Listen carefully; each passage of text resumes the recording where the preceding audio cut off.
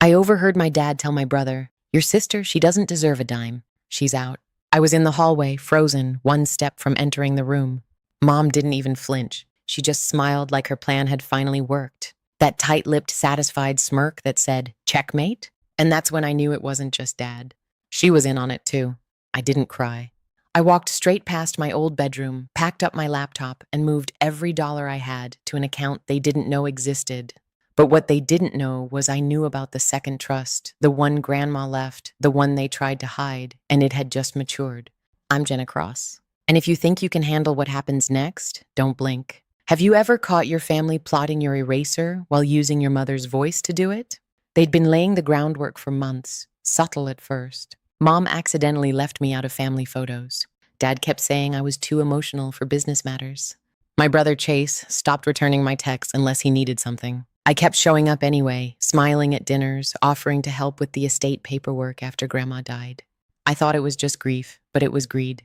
And I heard it clear as day through the cracked door of Dad's office.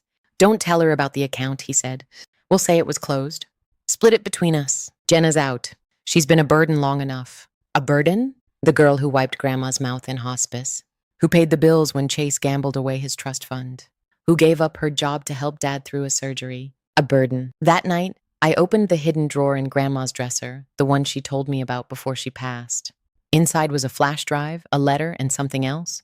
A signed amendment sealed, notarized, leaving everything to me. They wanted me out. Fine. I'd let them throw the match, and then I'd burn their entire plan to ash. The letter from Grandma was short, just 4 lines written in her unmistakable cursive.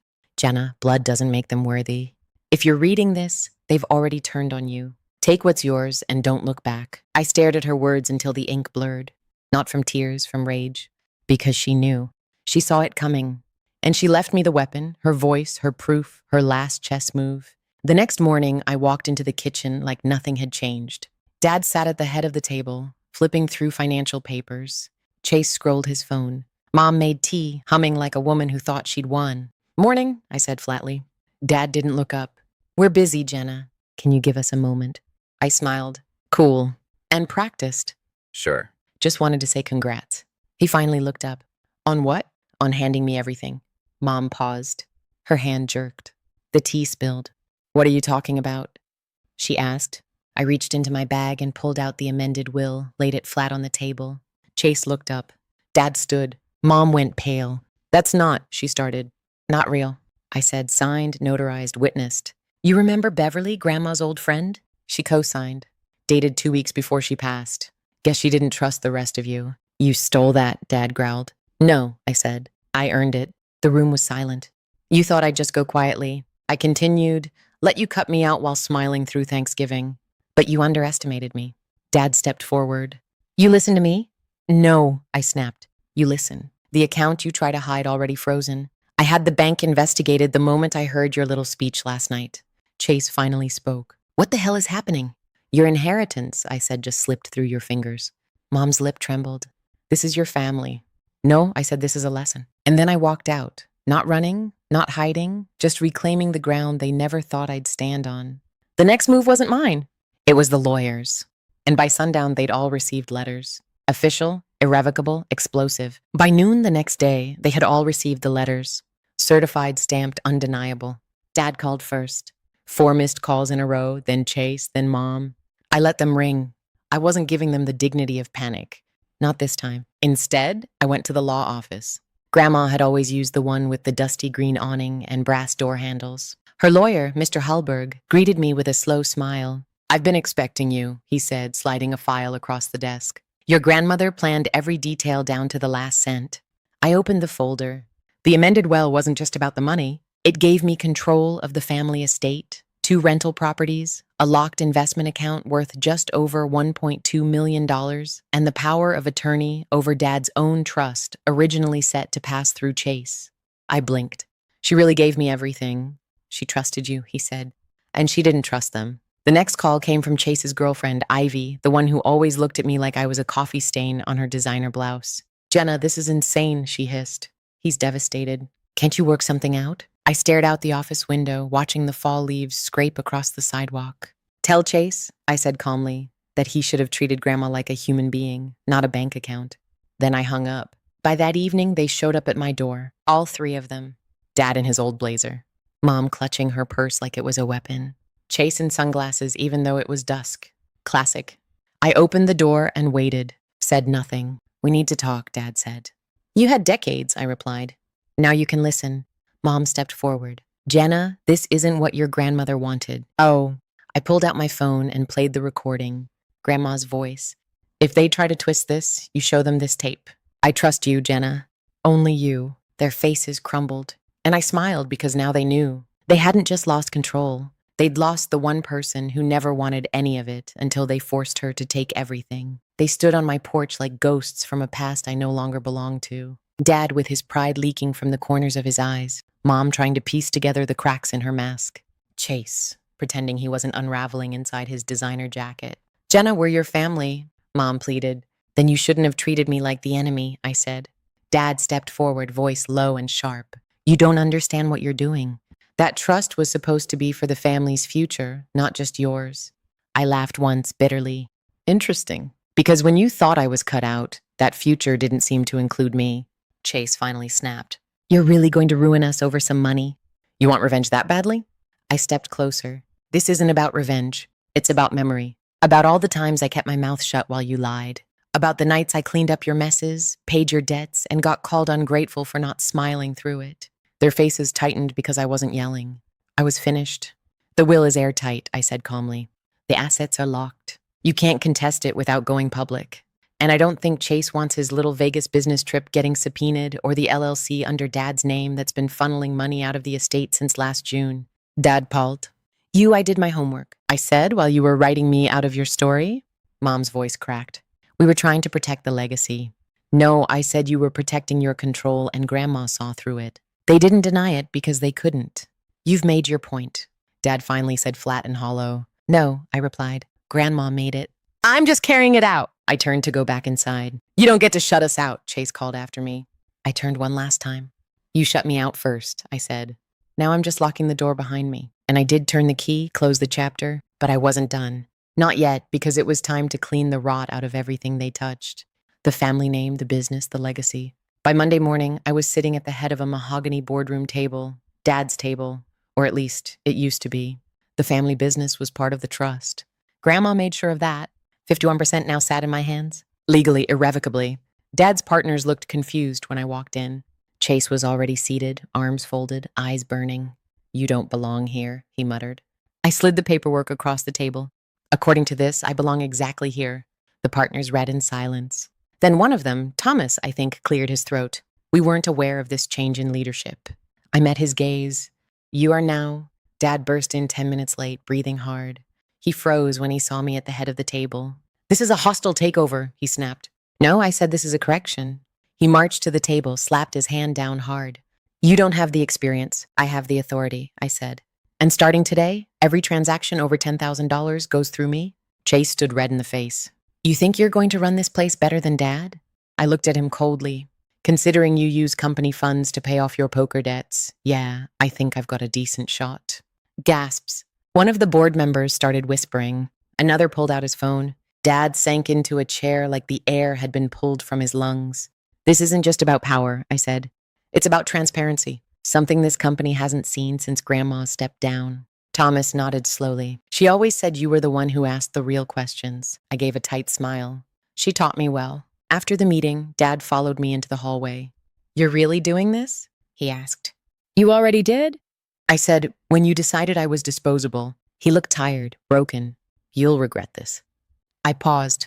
No, Dad. I regretted trusting you. This is the cure. That afternoon, I began the audit. Every hidden account, every shell company, every dime misused. I wasn't just taking control. I was exposing the empire they built on lies. The audit reports came back faster than expected and uglier than I'd hoped.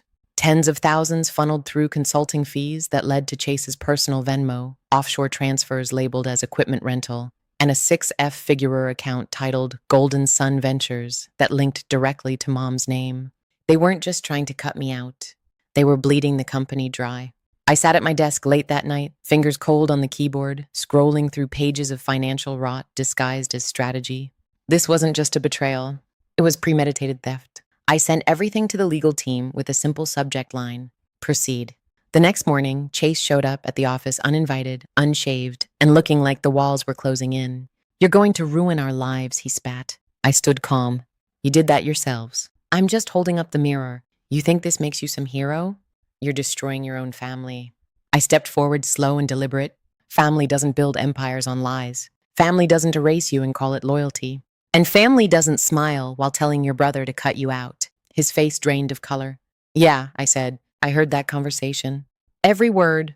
He tried to deflect, to spin it, but I cut him off. "You forged Grandma's signature on a withdrawal. That's a felony. I gave you a chance to walk away clean. You stayed. Now you deal with the fallout." "You don't have to do this," he whispered, voice breaking. "I don't have to, Chase. I want to." He left without another word. Later that day, my attorney called. "We're ready to file criminal charges. Do you want to press forward?" I paused, looking out the window at the company sign. Once a symbol of pride, now a monument to their deceit. "Yes," I said. "No settlements, no silence.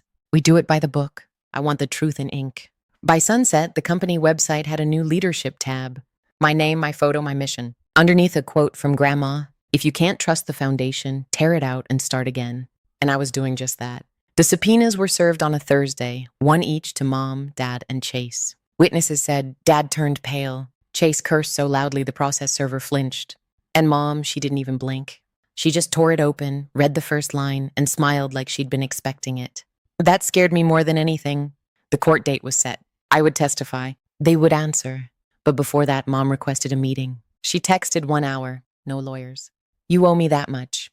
I didn't owe her a thing, but I said yes. We met at the old garden behind Grandma's church, the one Mom used to pretend to tend while sneaking calls with the estate planner. She wore white, too clean, too calm. "I have to hand it to you," she said, sitting on the weathered bench. "I underestimated you." I didn't sit. "I wasn't trying to impress you." "No," she said. "You were trying to destroy me." I stepped closer. "I wasn't trying. You did that to yourself." She looked out toward the chapel. "I kept this family running. I made sure your father didn't lose everything after his third failed investment. I patched the holes. I handled Chase. And you." She turned to me. "You were always the wild card." I folded my arms. I was the only one not lying. She stood slowly. "You're going to win. We both know that. But what happens after you do? You think you'll feel peace? You think Grandma would have wanted the circus?" I smiled small, sad. "No, but she would have wanted the truth. And she'd be proud that I finally stopped apologizing for existing." For a flicker of a moment, her mask cracked. Then she stepped forward and whispered, "Everything crumbles, Jenna. Even the truth eventually. Just wait." I turned and walked away before she could twist it into another warning. That night, I couldn't sleep, but not from fear, from readiness, because I wasn't just exposing the past anymore. I was building the future. One courtroom, one truth, one final blow at a time. And they had no idea. The final nail was already in place. The courtroom was colder than I expected. Not the temperature, just the air. Tense, unforgiving, like it knew truth was about to walk in and lay waste to decades of silence. Mom, Dad, and Chase sat together. 3 faces, 3 masks, 3 ghosts of the family I used to believe in. I took the stand, swore my name under oath, and then I began. I told them everything. The forged withdrawal slips, the hidden LLCs, the offshore accounts, the voicemail Grandma left me 2 days before she died. Voice thin but clear. "If they try to shut you out, you don't let them. You are this family's future, not their version of it, yours." The judge listened, the courtroom listened, and they said nothing. When it was Mom's turn to speak, she tried the same performance I'd grown up watching. The sighs, the soft voice, the subtle shift of blame. "We were protecting her from herself," she said. "She's sensitive." I laughed out loud in front of everyone. "Is that what you call erasing someone now?" Sensitivity. The judge didn't flinch. Dad kept quiet. Chase looked at the floor. By the end of the testimony, it wasn't even about money anymore. It was about dignity, restoration, closure, and when the gavel fell, it was over. The ruling, full control of the estate remained with me. Chase was ordered to pay restitution for unauthorized use of company funds. My parents permanently removed from any financial or fiduciary role within the business or trust. Public final loud. Outside, reporters swarmed. I walked through them like they weren't there. Back at the lake house, I opened Grandma's old journal to a page I'd marked months ago. She'd written, "Sometimes blood must be drained for a body to heal. Families are no different." That night, I stood on the porch looking out at the water. They had tried to bury me, and in doing so handed me the shovel, but I didn't dig a grave. I built a foundation, Now the house bears my name. The business wears my values, and I sleep with my windows open unafraid. Because when they tried to cut me out, they didn't realize I was the root.